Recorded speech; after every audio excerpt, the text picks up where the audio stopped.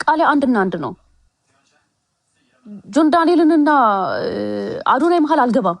ሁለቱም ወንድሞቼ ናቸው። በጣም የምወዳቸውና የምኮራባቸው ብርቅዬ የኢትዮጵያ ልጆች ያለ እድሜያቸው ትልቅ ነገር እየሰሩ ያሉ ምርጥ የህዝብ ልጆች ናቸው። ከቻለን አንድ እንዲሆኑና አንድ ላይ እንዲሰሩ እናድርጋቸው። የተሻለ ለውጥ እንዲያመጡ ማለት ነው። ከአንድ እጅ ሁለት እጅ ሲያጨበጭብ የበለጠ ነገር ያመጣል። በአንድ እጅ ማጨብጨብ አልችልም፣ በሁለት እጅ ነው። ስለዚህ እድሉን እንስጣቸው። ሁልጊዜም እኮ በድሮም ጊዜ ይባላል እኮ በጦርነት መሃል ላይ ሴቶቹን ነበረ የሚጠቀሙባቸው ወንዶችን ለማጃጃል ወይም ወንዶችን ለመያዝ ወንዶችን ለመግደል ሴት ወታደር ወይ ሴት ነበረች የምትላከው። ቆንጆ ልብስ ያለብሷታል፣ ሊፕስቲኳን ተቀብታ ምናምን ቆንጆ ሽቶ ተቀብታ ምግብ ይዛ ጄኔራሎች ጋር ወይ ምናምን ትገባለች። ቢኮዝ ሴት ብላተኛ ነች፣ በብላት ወንድ ትገላለች ተብላ ስለምትላክ ማለት ነው። አሳምሮ ይልኳታል። እዛ ሚሽኗን ጠቅማ ወይ አብራተኝታም ይሁን ምናምን ያ ጠላትም ይሁን ጄኔራል የተባለው ነው ምኑን ትገላለች እና ኮርታ ትወጣለች። ስለዚህ አሁንም ቢሆን ሁለት የሚሰሩ መሃል አንድ ዩዝለስ ሰው አያስፈልግም። ዩዝለስ ነገር ይጣላል። በቃ ሶስት ትጠቀሙበታላችሁ፣ ተጠራርጋችሁ ነው የምትጥሉት። አስፈላጊ አይደለም። መንገድ እንዳያበላሽ ቆሻሻ ነገር በየመንገዱ እንዳይገኝ የቆሻሻ መጣያ ውስጥ ጥሉታላችሁ። መንገድ ላይ ከጣላችሁት ንፋስ ይዞት ይሄዳል፣ ወይ ትቦ ይደፍናል፣ ወይ የሆነ ቦታ ሰፈር ውበት ያጠፋል፣ የሰፈር ውበት ያጠፋል። ስለዚህ የሰፈር ውበት የሚያጠፋ ነገር አላስፈላጊ ነገር ይለያል ማለት ነው። ስንዴውን ከእንክርዳዱ መለየት ነው በቃ።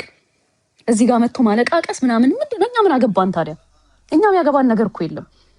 ማድረግ ያለባችሁን በውስጥ አድርጉ ባካችሁ። የሪሌሽንሺፓችሁን በተለይ ባካችሁ በጌታ በኢየሱስ እኔ እዚህ 6 ዓመት ምናምን ታቆኛላችሁ። አንድ ቀን ስለ ሪሌሽንሺፕ ያወርቼ አውቃለሁ? ስለ ፋሚሊ ታውቃላችሁ? እዚህ ስዊድን ሀገር ላይ ስንት ወንድምና ስንት እህት እዚህ ከኔ ጋር እንደሚኖሩ ታውቃላችሁ? አታውቁም። ስለ ፋሚሊ፣ ስለ ቤተሰቦቼ፣ ስለ አኗኗሬ የምታውቁት ነገር አለ? አንድ ልጅ እንዳለችኝ ብቻ ነው የምታውቁት። እሱም እንድታውቁ ስለፈለኩ ነው ያወቃችሁት እንጂ አታውቁም። ኢቨን እዚህ ስዊድን ውስጥ የሰፈር እንደምኖር ማቅ ብዙ ሰው ነው ያለው። ቢኮዝ የራሴ ህይወት የራሴ ነው። ሪሌሽንሺፕ ነው። ባሌን ያገባሁት ለራሴ እንጂ ለእናንተ አይደለም፣ ለሚዲያ አይደለም። ባሌን የማገባው ወይም ፍቅረኛዬን ለሚዲያ አይደለም፣ ለራሴ ነው። እንዴ ባሌን ማየት የምፈልገው እኔ ብቻ ነኝ። ለምንድን ነው ለእናንተ ማሳያችሁ?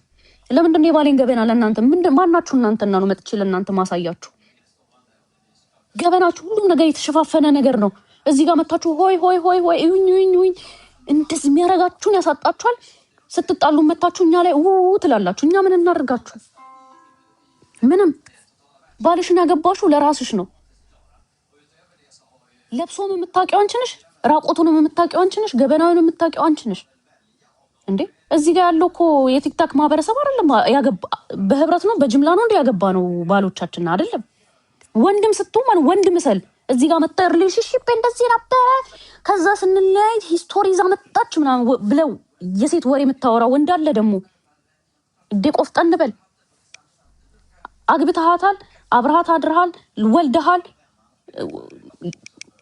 የፈለገ ነገር ይሁን አንድ ቀንም ዴት አድርጋት፣ አንድ ቀንም አብራችሁ ደሩ። በቃ ገባኗን ሸፍንላት፣ ተደበቅ፣ ይዘሃት ተደበቅ።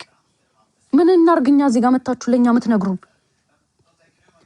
የእናንተ ሪሌሽንሺፕ የእናንተ ነው። በጋራ ላገባናችሁ። ስትጋቡ ሰርግ ስትደግሱ አውጥተን ሰተናችኋል? ብር አልሰጠናችሁም። ስለዚህ ጭቅጭቃችሁንም ስድባችሁንም መጣላችሁንም መስማት አንፈልግም እኛ።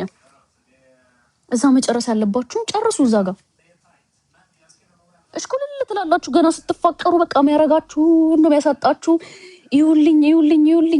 ይሁን ትላላችሁ። ነገ ትመጡና ደግሞ እዚህ ጋር እንደዚህ አድርጎኝ እንዲበድሎኝ ፍርድ ቤት እጄ ልጆቼን ተቀማው ልጆቹን ቀምቶኝ ምናምን ታውን በጣም ነው እንዴ። ተመልሳችሁን እሱን ቪዲዮ ስታዩት ግን ትንሽ አታፍሩም? የቤታችሁን ገመና ወጥታችሁ ለኛ ተናግራችሁ ነገ ከዛ ሰው ጋር መሀል ጋር ስትደባለቁ ግን አታፍሩም? በጌታ ስም ማርያምን ምንም መፍራት የሚባል ነገር የለባችሁም። ማንም ሰው ሲጎዳ እውነት መስሎ ከታየ ለእውነት ሮጣለሁ።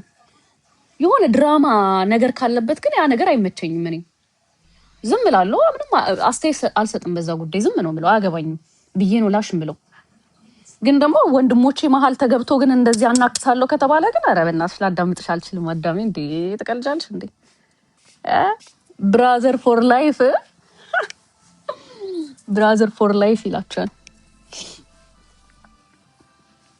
እና የአዶናይ ደጋፊዎች ጆን ዳንኤልንም ደግፉት፣ የጆን ዳንኤል ደጋፊዎች አዶናይንም ደግፉት። ሁለቱም ወንድማማቶች ናቸው።